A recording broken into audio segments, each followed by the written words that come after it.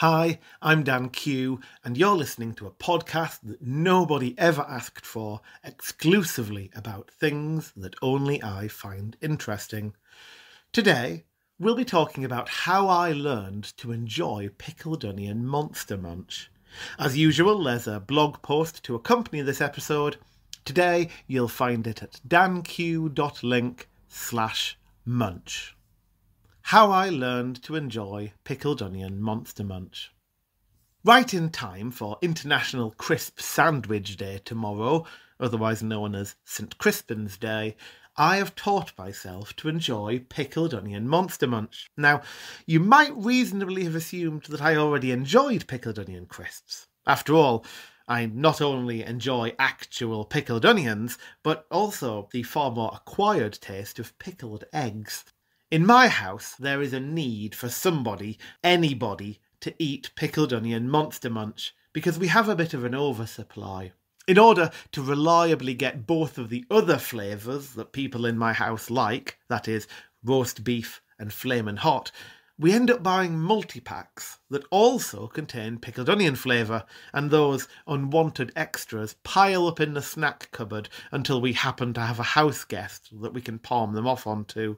I'm aware that there are multi-packs available of individual flavours, but none of our local supermarkets seem to stock multi-packs of Flaming Hot, which is, objectively, the best flavour of Monster Munch, and anyone who claims otherwise is wrong. My entire life, I've claimed not to like pickled onion flavour crisps. Now, as a kid, I was very picky. I would only eat salt and vinegar and ready salted flavours. I eventually expanded my palate into the meaty flavours like chicken and roast beef, although never, absolutely never, prawn cocktail. Later, I would come to enjoy cheese and onion and variants thereof, and it's from this that I realise that I'm probably being at least somewhat irrational. Because if you think about it, suppose you want to make a pickled onion flavour crisp, what flavouring ingredients are you going to use? It turns out that most crisp manufacturers use a particular mixture of A, the ingredient that makes salt and vinegar crisps taste vinegary, and B, the ingredient that makes cheese and onion crisps taste oniony. In other words, 1, I like pickled onions. 2, I like salt and vinegar crisps, which includes an ingredient to make them taste vinegary. 3, I like cheese and onion crisps, which include an ingredient to make them taste oniony. Therefore, I ought to like pickled onion crisps, which use those same 2 ingredients to try to emulate another food that I also like. Maybe that deliberate and conscious thought process I just went through is all I need. Maybe that's it, and having gone through the reasoning, I will now like pickled onion crisps.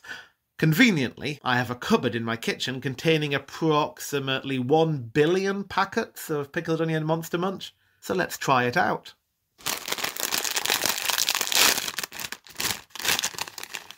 This is riveting podcasting, isn't it?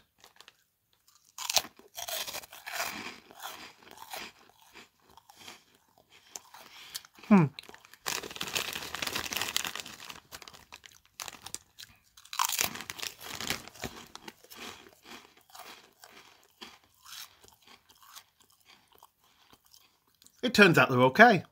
Yeah, that's okay. They're not going to dethrone either of the other 2 flavours of Monster Munch that we routinely restock on, but at least now I'm in a position where I can do something about our oversupply. And all it took was me stopping to think rationally about it. If only everything was so simple. Once again, this episode was based on a blog post which you can find at danq.link/munch. If you've enjoyed today's episode, go there and leave me a comment or drop me an email on podcast@danq.me. And as always, Dan Q for listening. Dan Q very much. I'm going to finish these now.